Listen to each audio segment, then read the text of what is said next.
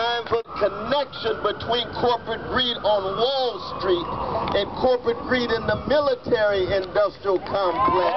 We're concerned about corporate greed in the corporate media complex, where we get a truncated discourse between mean-spirited Republicans and spineless Democrats.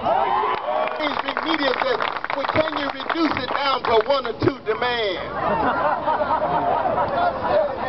They said, we tired of your technocratic expectations. We don't have just one demand or two demands. We want a new world. So many people talk about the main thing the movement, the Occupy movement has done. Well, I think one of the main things we've done globally is make democracy a question.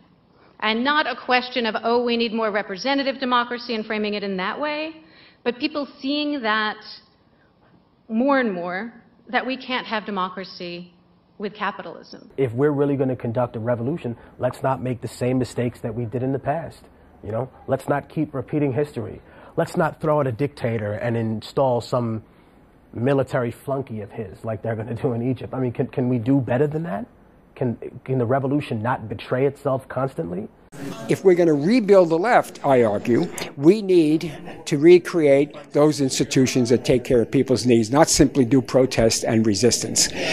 We used to call it in the 1960s in the New Left, we called it prefigurative activity. That is something that prefigures what we want as life. And so the point of the left should be that we want to change life, not simply that we want to protest what already exists. Some corporations are more efficient than government, but their motivation is not the health or well-being of the people. It's only about profit.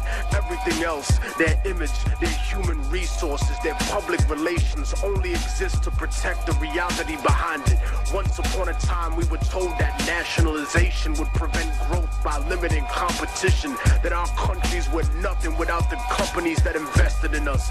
And so they privatized everything. Everything in our country was owned by people that had no connection to our culture, by those who never had our interest at heart. They didn't care about our survival or well-being. They just wanted to turn a profit by